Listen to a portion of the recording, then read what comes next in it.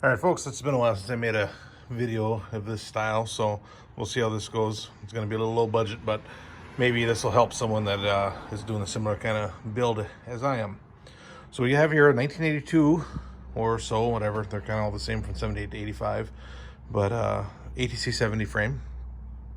We have a Pitster Pro 140cc engine, and it's a new engine that I ordered on online, and I can put links to wherever I got stuff from in here. And if you have questions on any parts, please let me know.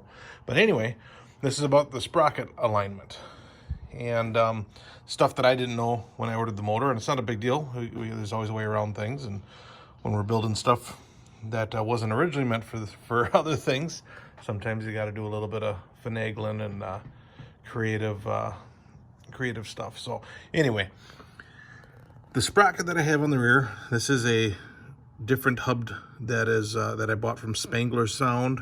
Their website I'll have in the description. But this hub basically allows me to run a CRF50 style sprocket on it. Now, it should align the same as a stock one. So if you're running a stock rear sprocket setup, you should be in the same boat as me. When I put this motor in, one thing I noticed, it's kind of hard to tell, but this engine, the sprocket, is not quite aligned where it needs to be. So there's our adjuster, which is another Spangler Sound billet aluminum piece, but even the stock adjuster would be the same deal. We're not quite lined up right. Now I took the bolts out of here because I'm using my phone and using one hand to do all this. But basically, if we had the nuts in there, or the bolts in there, that's where that sprocket would be sitting. So you need to shim that sprocket over just a little bit to make it line up. So a quick and easy way to do it, you get, if you have a 70 engine, this bike here I started with just a frame and fork and a rear axle. But I had extra 70 stuff laying around, thankfully. But if you have a 70 engine, you have an extra one of these. Notice that this one has a couple little notches made on it. So what you do is you'll put this guy on there after you notch it out. And I have it so I spin it basically like a T shape. But you need this guy to line up with the sprocket so these can move in and out. Because if you just double up one of these, that groove is not big enough to fit two of them in there. That's why I spin it sideways. And you take the one that you're going to put on, and I have my reliefs cut so I can put my bolts in. And once that guy is in there and shimmed, we'll just kind of pull this so it'll be like how it would be. Move my camera up. And voila, we are aligned.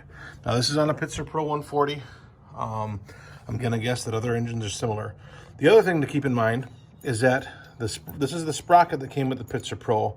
I wasn't aware, but this sprocket here that comes with the Pitster Pro will not work if you're running a stock 70 size rear sprocket and chain.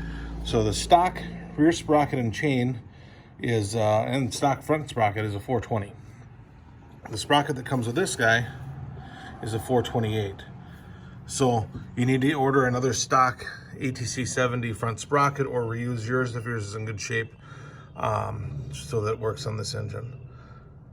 Otherwise, the only other thing maybe I'll give you a little tidbit on is the spacing. So this is a stock frame. It's not bent. I took a straight edge to it. I don't see any bend in the tube or anything anywhere. A lot of people claim that this motor will fit with a stock front fender without stretching it or anything. And that's very possible if you're running a 16-inch front tire. My front tire is an 18-inch.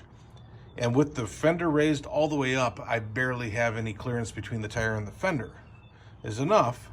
But once I put a 140cc engine in it, aka this Pitster Pro that's in there, there's no way I can run the front fender without either rubbing on the tire or rubbing on the motor.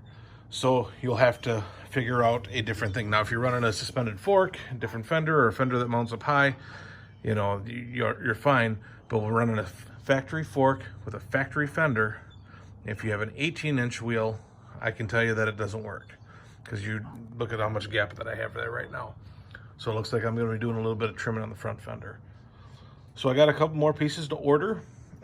As I come across other things, I will post other videos to kind of help people. This is my first build on one of these guys other than stock.